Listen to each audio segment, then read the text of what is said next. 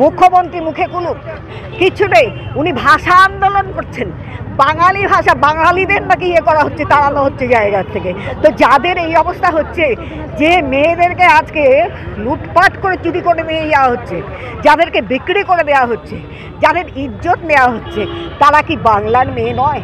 আমি মাননীয় মুখ্যমন্ত্রীকে জিজ্ঞেস করতে চাই, আপনি বাংলার মেয়ে বাংলা বাংলা করে খুব লাফাচ্ছেন, কিন্তু বাংলা কোথায়? আপনি বাংলাকে কি দেখছেন? উনি বাংলাকে দেখছেন না। উনি টাকা চায়, এই মেয়ে পাচার চক্র, ওনাদের নিজেদের চক্র, ওনাদের ওখান থেকে ইনকাম দরকার, তাই ওখান থেকে ইনকামের ব্যবস্থা করেছেন। বিভিন্ন জায়গায় তারা ক্যাম্প তৈরি করেছেন, তারা ট্রেনিংয়ের ব্যবস্থা করেছেন। ট্রেনিংয়ের মাধ্যমে গ্রামগঞ্জ থেকে মেয়েদেরকে নিয়ে আসছে এবং তাদের পাচার করা খুব সুবিধে। এবং আমরা এর আগে দেখলাম তৃণমূল কংগ্রেসের প্রেসিডেন্টের বাড়ির পাশে সেখানে কিন্তু অফিস ওখানে ছিল, সেখান থেকে এরকমভাবে 54টা মেয়ে 56টা মেয়ে পাচার হলো। তারা বলে কিছুই জানেন না। জেলা পরিষদের বাড়ির পাশে সেটা, তারা বলে কিছুই জানেন না। এ কেমন তৃণমূল? এখানে পা থেকে মাথা পর্যন্ত সমস্ত চোর।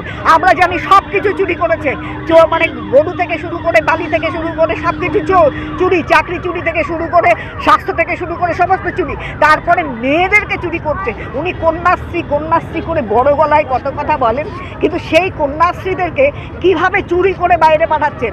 এটাতেই তার যা ইনকাম, সেটাতে ইলেকশন করবেন। উনি কি ভেবেছেন পশ্চিমবঙ্গের মাননীয় মুখ্যমন্ত্রী? আমি মনে করি ওনার মতো গদ্দার অন্য কোনো মানুষ নেই। ওনার অবিলম্বে পদত্যাগ করা দরকার। কিন্তু কেন্দ্রীয় সরকারের গ্রামোন্নয়ন মন্ত্রকের আওতাভুক্ত জায়গায় কিন্তু প্রশিক্ষণ চলছে, দীনদয়াল উপাধ্যায় গ্রামীণ যোজনা। আমি তো আপনাকেও বলতে পারি, দীনদয়াল উপাধ্যায় তো আপনিও লাগাতে পারেন। ওটার কি আপনি লোগোটা দেখেছেন? লোগোটা তো তা নেই। আমি গিয়ে ইন্সপেকশন করেছি, আমি ওখানেও গিয়েছিলাম। এখতিয়ার সালে আর একটা হচ্ছে, সেখানেও গিয়েছিলাম। আমি গিয়ে দেখলাম ওখানে তারা পালিয়ে গেছে। যদি দীনদয়াল উপাধ্যায় হতো ওনারা ওখানে থাকতেন। আর দীনদয়াল উপাধ্যায় আপনিও বলতে পারেন, আমিও বলতে পারি, ওনারাও বলতে পারেন, যে কেউ বলতে পারেন। মুখে ট্যাক্স নেই, সরকার ট্যাক্স বসায়নি, যা তা করে যে কোনো নাম দিয়ে বিজেপি করছে না, এগুলো চলে না। এগুলো মানুষ এখন আর বুঝতে বাকি নেই। আগামীতে মানুষ কিন্তু উপযুক্ত জবাব দিয়ে দেবে। মুখ্যমন্ত্রী যে ভাবছেন যে আমরা যা করছি দারুণ কাজ করছি, কিন্তু মহিলাদেরকে নিয়ে উনি যে খেলায় মেতেছেন, এই আগুন নিয়ে মাতার মতো যে খেলায় মেতেছেন, মাননীয় মুখ্যমন্ত্রীকে আমি বিশেষভাবে বলতে চাই যে আপনি যে করছেন মানুষ কিন্তু পরিষ্কার বুঝে গেছে, আপনাকে কিন্তু আগামী দিন এখানে থাকতে দেবে না।